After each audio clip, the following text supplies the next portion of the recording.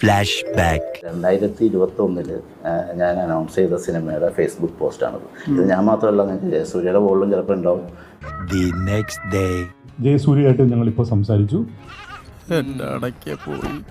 അദ്ദേഹം പറഞ്ഞത് ഒരു സിനിമ ഗംഭീര ലൈനാണ്, ഒരു ലൈനിൽ ഞാൻ അതിൻ്റെ എന്തോ ഒന്ന് പറഞ്ഞു എന്നാണ് ഞാൻ ഓർക്കുന്നത്. ഇതിലും വലുതെന്തോ വരായിരുന്നു. നിഷാദ് കോയ ഒരു PDF ഇദ്ദേഹത്തിന് ഷെയർ ചെയ്യുന്നു.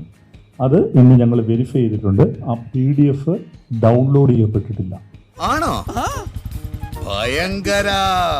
ഇങ്ങനെയുള്ള ചർച്ച നടക്കുമ്പോഴാണ് വേറൊരു സംഗതിയും കൂടി ഞങ്ങൾ മനസ്സിലാക്കുന്നത്. അതാണ് ഇതിനകത്തെ ഏറ്റവും ഇൻട്രസ്റ്റിംഗ് ആയിട്ടുള്ള ഫാക്ട്. കേരളം അറിയാത്ത രഹസ്യം, ഇന്ത്യ അറിയാത്ത രഹസ്യം. ഇനി ഞാനത് മറച്ചു വെക്കുന്നില്ല. രാജീവ് എന്ന ഒരു നവാഗത എഴുത്തുകാരൻ 2013 ഇതേ കഥ സ്ക്രീൻ പ്ലേ ചെയ്തിട്ടുണ്ട്. സത്യം ആയില്ലെങ്കിൽ ഭഗവതിയാണ് സത്യം. അവര് അത് ഡെവലപ്പ് ചെയ്യുകയും ദിലീപുമായിട്ട് ഡിസ്കസ് ചെയ്യുകയും ചെയ്തിട്ടുണ്ട്. അത് ഞാനല്ല. ദിലീപ് അത് ചെയ്യാമെന്ന് പറഞ്ഞിട്ടും പിന്നീട് ദിലീപിനുണ്ടായ അസൗകര്യങ്ങളെ തുടർന്നാണ് ആ പടം നടക്കാതെ പോയത്. ഇതൊക്കെ എന്റെ തലയിലാവൂലോ. അദ്ദേഹത്തിന്റെ സിനിമയുടെ സ്ക്രീൻ പ്ലേ എക്സാക്ട്ലി സെയിം ട്രജക്ടറിയാണ്.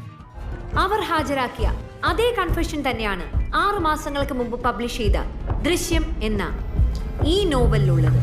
ഇതിലെ ഏറ്റവും വിചിത്രമായ ആകസ്മികത എന്ന് പറയുന്നത് ആ തിരക്കഥയിൽ, ഞങ്ങളത് ചെക്ക് ചെയ്തു, ആ തിരക്കഥയിൽ ഈ പാകിസ്ഥാനിക്ക് മലയാളികളെ ഭയങ്കര ദേഷ്യമാണ്. കാരണം അയാളുടെ കൂടെ മുമ്പ് താമസിച്ച ഒരു മലയാളി അയാളെ കളിപ്പിച്ചിട്ടുണ്ട്, അയാളുടെ പണം അടിച്ചുകൊണ്ട് പോയിട്ടുണ്ട്. ഇത് തന്നെയാണ് ഈ സിനിമയിലും പറയുന്നത്. Did you expect this? Hey, like you said, it's just a beginning. അത് ചെയ്തത് അജുവാണ്. അന്ന് അവർ കാസ്റ്റ് ചെയ്തിരുന്ന അജുവാണ്. ഈ സിനിമയിലും അജുവിൻ്റെ പടമാണ് ആ ക്യാരക്ടറായിട്ട് കാണിക്കുന്നത്.